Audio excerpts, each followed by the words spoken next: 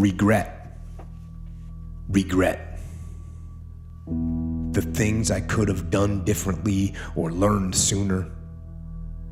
There's so much knowledge out there, so much information, so many ways to get better. And we make so many mistakes. We are the product of our mistakes.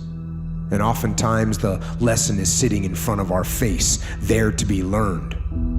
But we miss it, or we don't pay attention to it, or we think we know better until it punches us in the face. The most important thing to learn is that we have so much to learn. We all do. You have to open your mind, free your mind, so that you can learn and make real progress.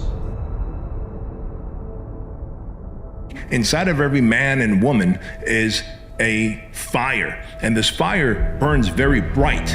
And if you look at it this way, that your fire might burn just as bright as mine, but it burns at a different color, then you have to do what's right for you. You have to follow your own radiance in life. And when people tend to start living other people's dreams out, why is that? Because you are not living your radiance. You are not listening to your radiance. You are living someone else's dreams that they have for you. What you might be doing is running someone else's playbook for your life. And if you're running someone else's playbook for your life, then you are going to feel incongruent with your radiance. If your fire is burning orange, but someone says, go do this blue thing, while you are doing something, it is not the thing that's going to give you a sense of fulfillment and passion, and therefore you are dying a slow death. You are committing suicide at the slowest rate possible. You want to change your life and live better. Why? You must know your why, and you must have it be firm. What's your purpose? What's your gift? What's your talent? What's your reason in the morning? If you don't have one, you will find that you will default to the ones given to you by people that don't have to carry the burden of regret that you do, and you will. You can't abdicate the throne. Only you can assume that role.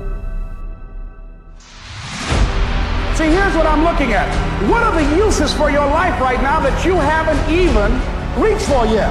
See, I believe that when you don't have enough encouragement to act on your dreams or ideas, or you're not enlightened enough, that life will act on you. You've got to continue to work on yourself personally, to work on yourself professionally, to continue to achieve technical mastery of the information that's out here. You've got to set high standards that will begin to set the pace. You've got to decide to be relentless. You've got to decide never to give up. You've got to find some reasons within yourself that will give you the stamina when life catches you on the blind side to get back up again, to keep on calling and coming back again and again and again. Who wouldn't want to do things over until you have it perfect? But the fact is, you don't get that chance. You get one shot. We get one shot at this gig right here, life. One life, that's all we've got. And the most important thing to understand about regret is that in and of itself, regret is worthless. It does nothing for you. In fact, the only valuable thing in regret is the lesson you learned.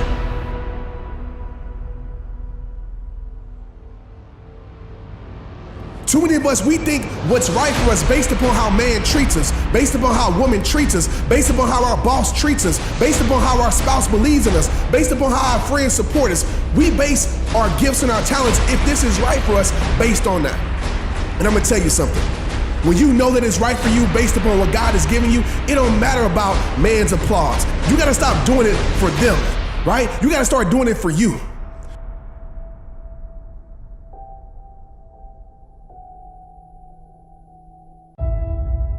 All right, I'm one day better than I was yesterday. And that's how we have to look at life. That's how we have to look at these situations. And eventually you'll stop feeling the way that you feel right now. And because of the actions that you're taking, by the time that you stop feeling, because here's the thing, if you did nothing, if you just continue to live and you did nothing, all right, you will eventually get over this because time cures the painful wounds. Think of every hard thing you've ever been through. When enough time passes, it gets easier to deal with. It may not permanently go away, but it gets small. It gets real small in the rear view. And occasionally you'll be upset about it, but most of the time you kind of don't even think about it. The point is this: when that time comes, when the time comes where this huge event to you right now is very small in the rearview mirror, do you want to be in a better place than you are right now, or do you want to be in a worse place than you are right now? Because here's the thing: time is going to pass, and time will help heal the wound. But God gave you the light, and you just shining. Even when they try to stop you, you still shining. Even when they try to slow you down, you still shining. Even when they try to come against you, you still shining. Even when they use their tactics to try to hurt you and kill your vision, you bring more light to it and you keep shining. Everybody ain't meant to handle the light. When somebody has darkness in their soul, when somebody has darkness in their spirit, when somebody is bitter and you becoming better, everybody can't handle the light of greatness. Everybody can't handle the light of calling. Everybody can't handle the light of you being who you are. You've been ordained to be able to do what you've been called to do. Everybody can't handle that because everybody ain't that. Take action to become a person not filled with regret, but a person filled with knowledge and strength and power and life.